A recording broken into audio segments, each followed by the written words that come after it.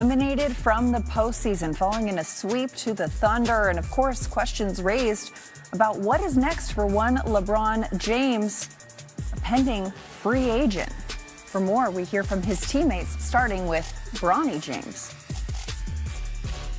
Do you have any sense of where his head is at going forward? I have no clue. I'm not gonna lie to you. He looks like he can play another however many years, but he's been in the league since.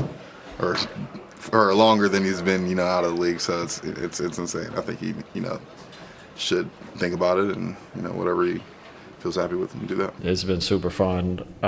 Hope to, continue to do that. He's taught me a lot. I owe him a lot for my career. Like I said, he's given me confidence every single day.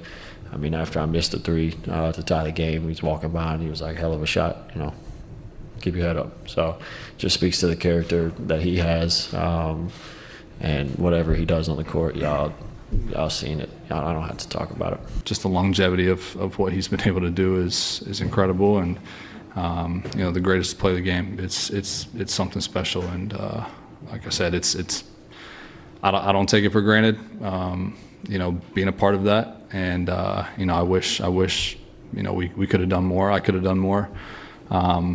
For him, but we came up short. But like I said, I'm just blessed to be a part of it. He is a guy that, similar to what I said about the team collectively, it's like if you make a mistake on him, he's going to make you pay for it, and it actually helps you improve. Like you're a better team. He's like developing your team because any crack, he's going to find it, and. He's not the only player. We've played against the great players in a playoff series do that to you. They sharpen your blade. But the fact that he can do it at this stage of his career, even just the first 5 minutes of game one, was a great model for how you start a series, And so I just have the deepest respect for him, obviously.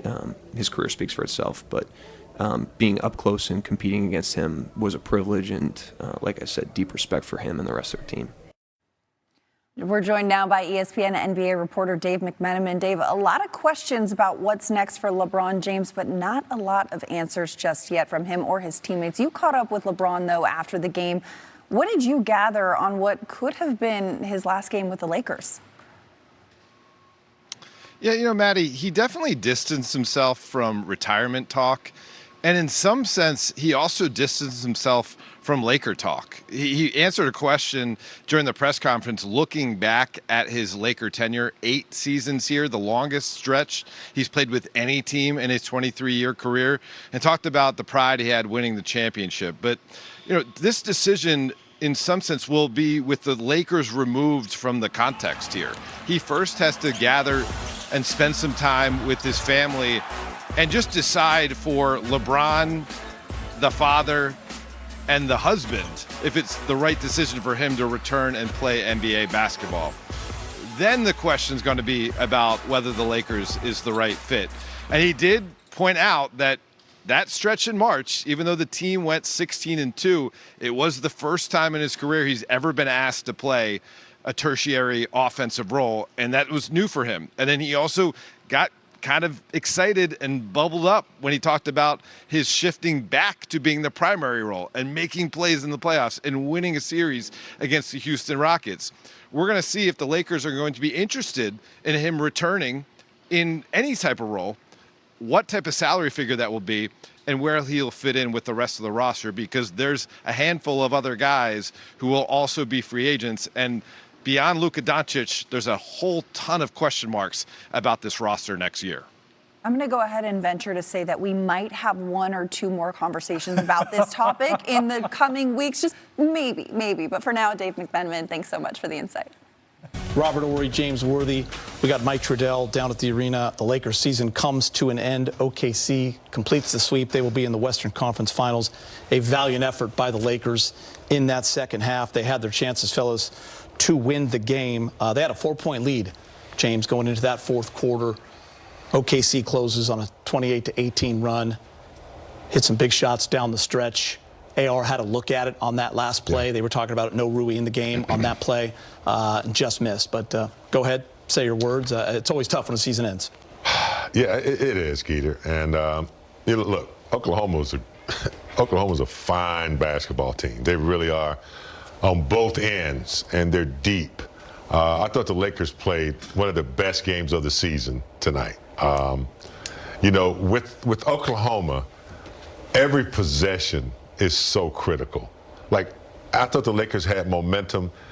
LeBron, that little soft pass at the end, the long pass, I know we get that a lot, but you can't afford to, like, lose possession of the basketball in critical moments. Now, if it succeeds, then we're good. But I just thought that Mitchell, you know, the fact that Marcus Smart's done a pretty good job on Shea up until the night. You know, he got his tonight. But every time we had an opportunity, Mitchell with the layup, with the three, we give up an offensive rebound, long rebound. It resulted in a three. Not that many of them, not that many, you know, turnovers really, but turnovers in critical situations.